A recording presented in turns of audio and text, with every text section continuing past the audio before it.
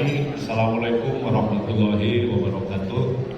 Salam sejahtera untuk kita semua. Yang saya hormati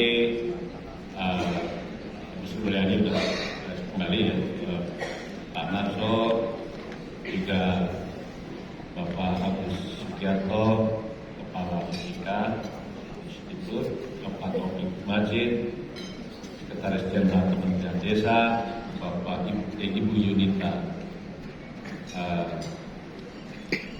Ibu Sari saya panggil ya, Kepala Departemen Pengembangan UMKM dan Perlindungan Konsumen Bank Indonesia, Bapak Adi Budiarso, Kepala Pusat Kajian Sektor Keuangan Kementerian Keuangan, dan juga Bapak Ibu sekalian. Tadi sudah diborong semua oleh Bu Sri Mulyani, jadi mohon maaf kalau ada beberapa pengulangan.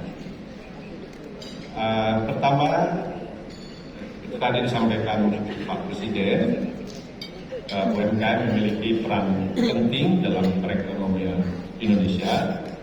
Walaupun kami dengan BPS sebenarnya sedang ada data-data baru, jadi memang terkoreksi, tapi lebih baik bukan saya yang menyampaikan, lebih baik BPS, ya, karena ini ada perubahan yang cukup besar. Sebagai penyedia lapangan pekerjaan, ya, kontribusi terhadap PDB, termasuk juga terhadap ekspor. Walaupun ekspor ini kecil sekali, tadi Bu Sri Mulyani, karena memang UMKM kita ini disconnect dengan industri, ya, tidak terhubung dengan industri.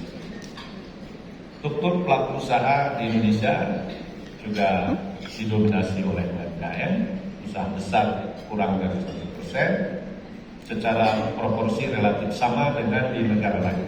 Jadi ini bukan fenomena Indonesia, hampir sama. Nah, yang membedakan UMKM-nya produktif atau tidak produktif. Nah, kita tidak produktif. UMKM-nya menjadi bagian suplai dari industri, tidak. Kita tidak. Nah, itu aja yang membedakan. UMKM-nya sudah menerapkan teknologi produksi modern, kita tidak. Jadi kalau di negara-negara itu, ya, mereka udah positif. Nah, yang membedakannya itu tadi, di negara kita sebagian besar pelaku UMKM itu adalah usaha mikro dan sebagian impor, lebih ke ekonomi subsisten, bukan bagian dari rantai pasok usaha besar atau industri.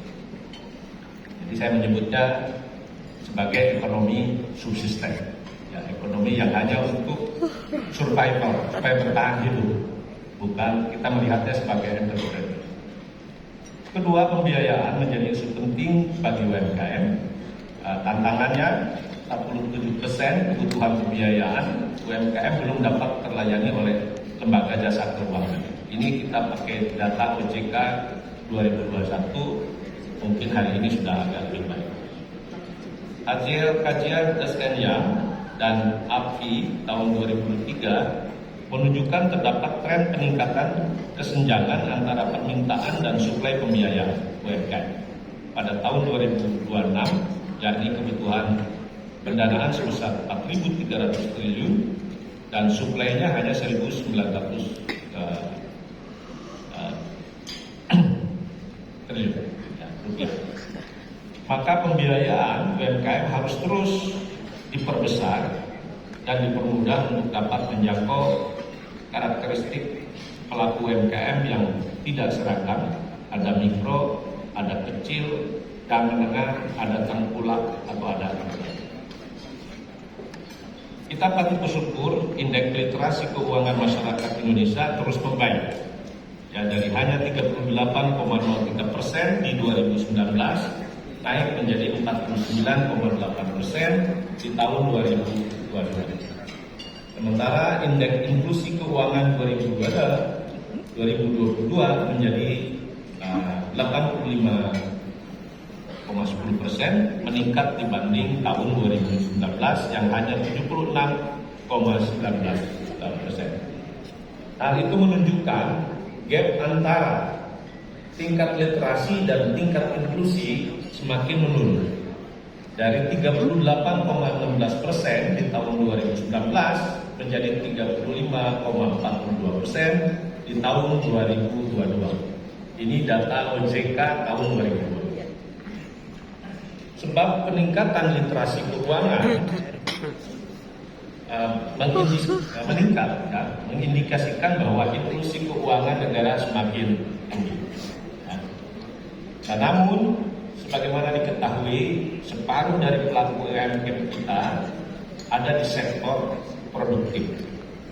Sebut saja di sektor pertanian, perikanan, peternakan, dan perkebunan.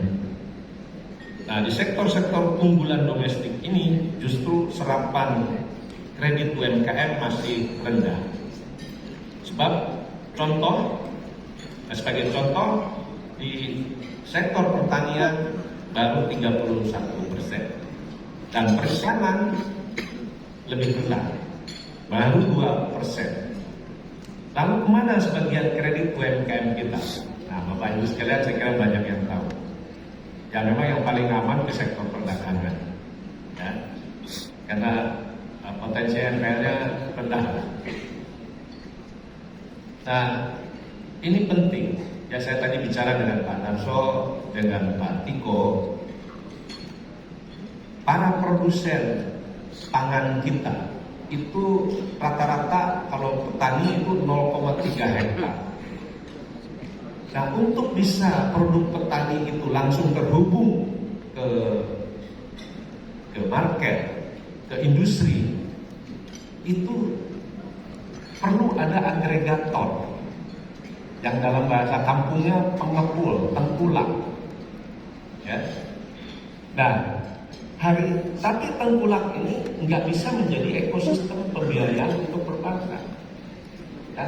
Tapi kalau di India, tengkulaknya adalah FPO, Farmers Producer Organization, yang diberi kewenangan untuk membeli 100% produk petani anggotanya. Dan para pembiayanya boleh mengakses dana perbankan 3%. Ya.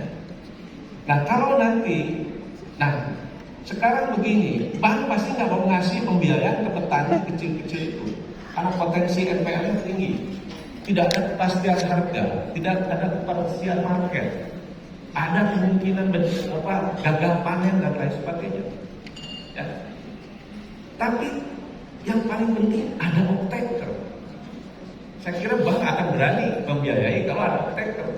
Nah, tapi kalau tengkulak itu kan pakai dana komersil, ke petaninya tidak memberikan, dia akan menekan harga. Ya. Nah, kalau misalnya Bulog bisa menjadi off-taker produk petani, saya kira ini akan menjadi ekosistem bagi keuangan mikro. Sebab bank tidak takut lagi memberi pinjaman ke petani-petani. Kami punya exercise kecil lewat koperasi Kokontren Itipak di Ciwidey dengan anggota 1.200 petani. Hari ini mensuplai 8 ton per hari sayur mayur ke Super Indo dan Ayo. Dan sekarang karena bagus diminta 80 ton per hari. Ya. Nah, apa yang dilakukan? Nah, tadinya bank nggak mau ngebiayain petani-petani kecil yang 500 meter, 1000 meter. Tapi ketika kami suntikan dana bergulir untuk koperasinya kita perkuat kapitalnya, sehingga koperasinya membeli tunai dari petani, ya, lalu dari koperasi baru ke market, akhirnya potensi NPL-nya nggak ada. Akhirnya bank mau masuk. Nah, maksud saya, selain soal penjaminan, asuransi, ekosistem ini yang kita harus bangun. Jadi, yang tadinya dibeli oleh tengkulak, sekarang beli tunai oleh koperasi. Jadi, petaninya juga menjadi petani yang terencana. Apa yang ditanam oleh petani, jenis produknya, volume, kapan panen, itu sesuai dengan permintaan pasar. Jadi tidak mungkin produk petani ini tidak dibeli. Nah, ini ekosistem ini yang mau bisa. Nah, apakah Bulog bisa? Nah, masalahnya kita kan subsidi untuk pertanian itu bukan pre-financing seperti di Amerika atau seperti di India, tapi subsidi pupuk. Nah, masalahnya pupuknya kan kadang-kadang hilang waktu dibutuhkan petani itu. Bapak Ibu sekalian, Umumnya ada 3 hal yang menyebabkan UMKM sulit mengakses kredit perbankan dan non-perbankan. Ya, tadi itu yang pertama saya sebut highlight. Kita ini semua punya pembiayaan mikro, ya, model Gramin Bank. Kita Indonesia bisa jadi model. Tetapi lupa di dalam struktur ekonomi yang didominasi yang mikro ada peran agregator, tengkulak. Nah ini nggak ada pembiayaannya. Nah kalau tengkulak pakai kredit komersil, ini nggak bisa menjadi ekosistem. Nah ini yang saya kira kita harus pikirkan, bagaimana ada pembiayaan untuk off-taker semacam pengganti tengkulak seperti di India adalah bentuk FIBO. Ya. Lalu yang paling umum adalah tidak ada guna.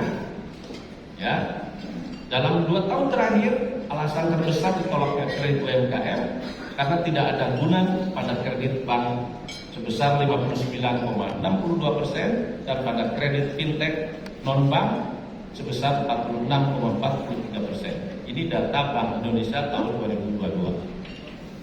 Suku bunga kredit masih tinggi, yakni per tahun mencapai sebesar 8,59%. Sementara negara-negara ASEAN lainnya seperti Malaysia hanya 3,45%, Singapura menjadi 5,42%. Nah, lalu terkendala status SLIC. Jadi prediksi Bappenas tahun 2024 kredit usaha perbankan hanya mencapai 24%. Tapi tahun lalu turun presiden menjadi 19%. Nah, ini catatan kita. Nah, salah satunya disebabkan oleh tidak lolos sistem layanan informasi keuangan. Nah, karena itu seperti tadi yang disampaikan Pak Presiden, inovasi kebijakan pembiayaan untuk UMKM ini perlu terus kita perkuat. Saya mengapresiasi berbagai inisiatif yang dilakukan BRI untuk membangun ekosistem pembiayaan mikro. Tapi sepertinya kita masih harus terus melakukan inovasi. Yang pertama, skema pembiayaan UMKM melalui rantai pasok sesuai amanah PP 7 tahun 2021 untuk memberi kepastian UMKM dapat lebih berkembang dan pembayaran kredit UMKM lebih lancar. Nah, itu tadi yang saya katakan. Masalah terbesar kita, kesulitan kita mengurus UMKM, termasuk memberikan akses pembiayaan. UMKM kita disconnected dengan industri, nah, tidak terhubung dengan rantai pasar, tidak ada kepastian pasar, tidak ada kepastian produk, tidak ada transfer teknologi dan lain sebagainya. Sehingga perlu ada afirmasi dan kesungguhan kita semua untuk memberikan kemudahan pembiayaan sektor produktif, terutama di sektor pertanian, perikanan, peternakan, dan perkebunan. Contoh Jepang melalui JFC dapat menyalurkan lebih dari 60% ke sektor produktif. Ya, saya belum lama ini saya berkunjung ke JFC dan saya mendapat angka-angka yang cukup baik. Mungkin kita juga harus melihat itu. Lalu menyusun skema kredit scoring bagi UMKM untuk menjadi alternatif penilaian pelayanan kredit sebagai agunan, dan ada lebih dari 140 negara menggunakan skema ini. Sebenarnya hari ini perbankan sudah menggunakan ini juga, tapi masih belum compulsory. Nah, saya dikritik juga, Pak Narso, itu paten kredit scoring untuk UMKM kita akan bisa dipakai, orang mereka belum pernah pinjam duit ke bank, bagaimana bisa dilihat track record digital keuangan mereka. Nah, Bapak Ibu sekalian, dari di 140 negara itu ternyata sebagian seperti kita juga. Tapi paling tidak kita bisa menggunakan 2 data. Satu, data telco, ya, pembayaran pulsa mereka, belanja mereka tidak segera lewat online, bisa dilihat data. Yang kedua, data PLN. Nah, itu sebenarnya di banyak negara sudah cukup untuk menerapkan kredit score. Walaupun itu bukan hanya satu-satunya kredit score. Sesuai Undang-Undang Nomor 4 tahun 2023 tentang pengembangan dan penguatan sektor keuangan, kita berkepentingan untuk melakukan penghapusan piutang budget, ya, utang UMKM di bank. Nah, ini saya kira sudah kita bahas di rapat kabinet dan memang membutuhkan PP yang dari Kementerian Keuangan supaya lebih memberikan kelancaran akses pembiayaan baru bagi UMKM. Nah, perluasan dukungan asuransi penjaminan ke industri peer-to-peer lending dan securities crowdfunding juga bisa menjadi alternatif pembiayaan bagi UMKM. Barangkali itu yang ingin saya sampaikan. Terima kasih.